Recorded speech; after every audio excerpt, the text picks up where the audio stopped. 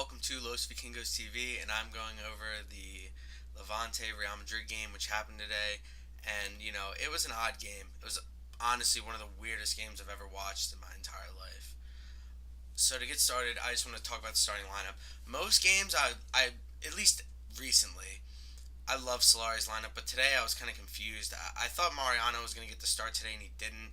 And he wasn't even on the bench, which I thought was kind of weird because he was in the squad. So I thought it was weird to have him in the squad and then not even put him on the bench. What a waste because we go and spend 35 million so Sevilla can't get him, and then he just rots on the bench all year.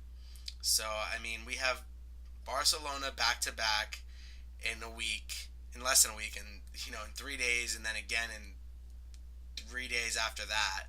And then we have Ajax on Tuesday, 3 days after that. So 9 days, we have three really tough games. And is Solari just going to roll out the same lineup every single time? Because we're going to get waxed by Ajax if that's the case.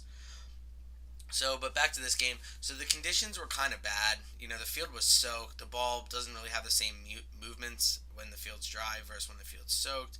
That's pretty obvious, but it kind of caused problems throughout the games.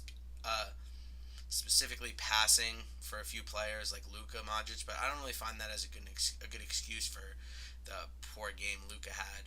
Vinicius was my man of the match, and I thought he was pretty good.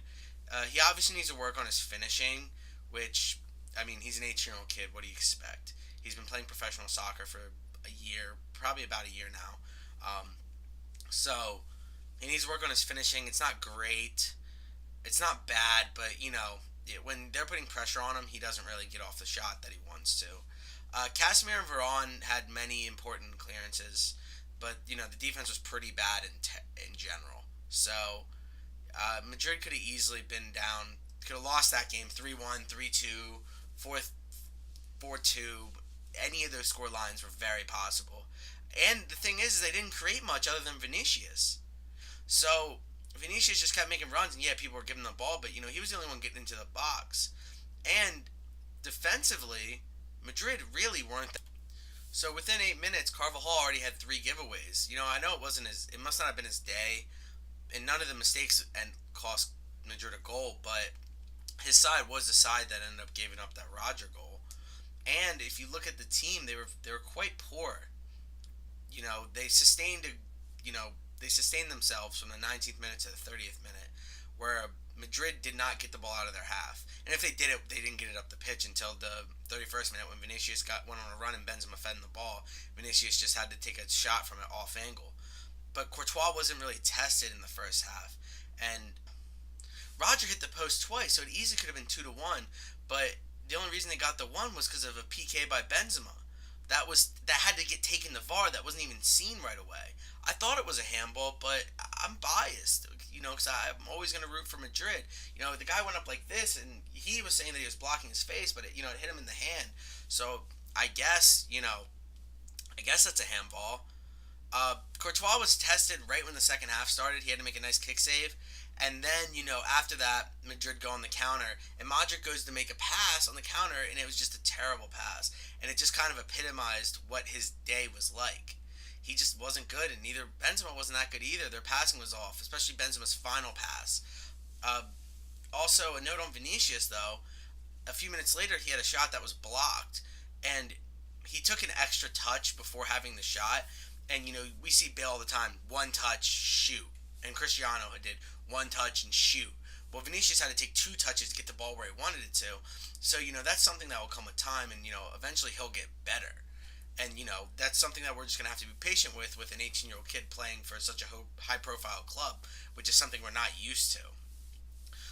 Also, so Rafinha got a yellow a few minutes after that, and Paco Lopez took him off. I'm assuming trying to save him from the next match, but Rafinha blew that one by getting another yellow in like the 88th minute for arguing with the fourth official.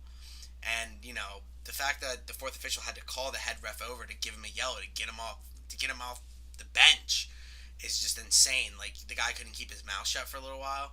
Like Levante's fighting. They're 7 points up from the drop zone, but that's with the way La Liga's going. That's pretty close this year. Offensively, something I noticed is Carvajal kept inverting himself, so Vasquez kind of had the wing by himself, which is something they don't really do often. I noticed that Carvajal does invert himself, but it's not usually as often as he was doing today. And, Vasquez did not have a good game, and honestly, I don't have any good reasons of why Solari started him. Asensio's healthy, Bale's healthy. Why is Vasquez starting? So Vasquez, being the typical hothead he does, makes a bad pass, gets a yellow immediately after because he fouls the dude after he makes a bad pass. It was really nice to see Tony Cruz get at least a little bit of rest before these 9 days of, hell. And, Benzema, another one, it was nice to see him get a little bit of rest, even though he's had none at all. It was nice to see Valverde to get some minutes because the kid has a ton of potential and he hasn't really played a ton of minutes lately. So injured Valverde was getting a ton of minutes, but the results weren't very convincing. So it's nice to see Valverde getting some minutes in a match where we won, even though we probably shouldn't have won. Vinicius, later in the game, gets a one-on-one with the keeper, and he didn't really put enough power on it to get it past the keeper. But in his defense, I thought the defense and keeper did a great job of taking away his angle.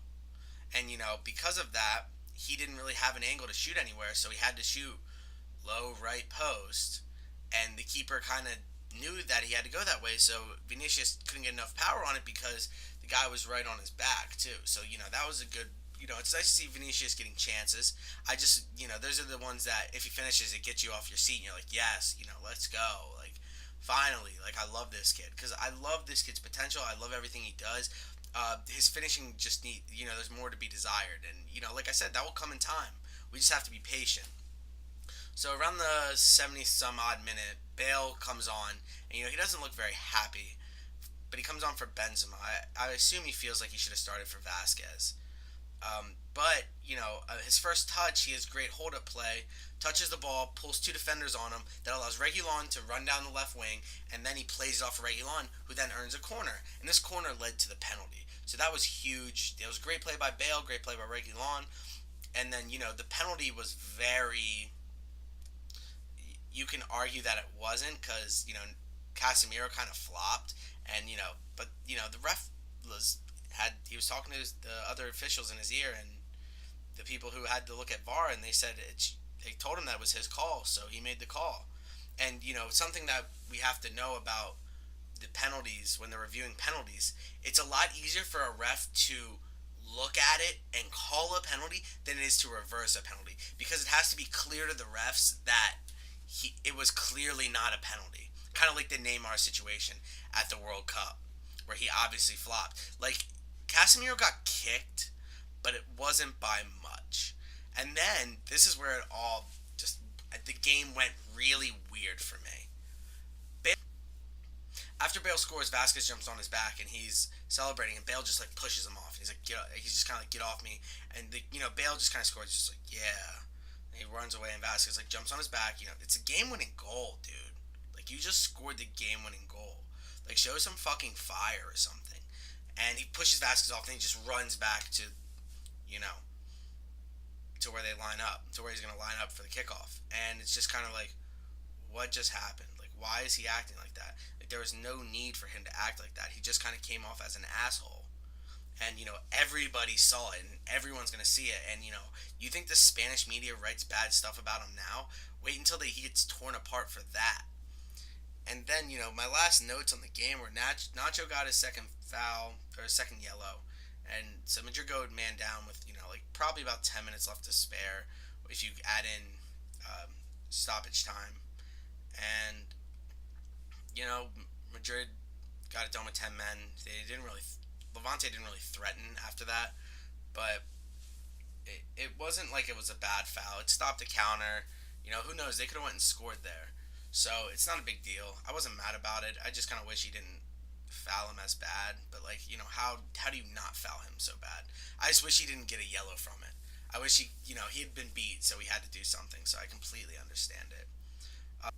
A few notes before I go. Shout out to Alvaro Morata for scoring his first goal for Atletico Madrid. He's had 3 disallowed goals, 2 against Real Madrid, 1 against Juventus. Since he went there, I wish him nothing but success at Atletico Madrid. Diego Simeone hopefully can get the best out of him because, I love Alvaro Morata. I wish he would have stayed at Real Madrid, but, he wanted to go be a striker for a team that was going to appreciate him and, somewhere where he could win the starting spot. He goes to Chelsea and he gets mistreated there, and he's very well known that he's a very emotional guy, and that he really needs confidence. And he never got that from any Chelsea managers, so unfortunately, he ended up getting moved on to Atletico Madrid, and hopefully Diego Simeone gives him what he wants. Not gives him what he wants, but helps him and realizes that like this guy's kind of an emotional wreck from time to time. Maybe I should lay off him a little bit. Just be there to pick him up instead of putting him down. But the Wanda has been incredible the past few games. They're really fired up from that Juventus win. So that stadium looked awesome today, and Saul's goal was awesome. That little chip, it was a great goal. I got to see Morata's goal and I got to see Saul's goal live. I kind of like left in between the games, so it was kind of nice to see. Also, another note from a different game was Kepa's refusal to come off the field, and him and Sarri got into it.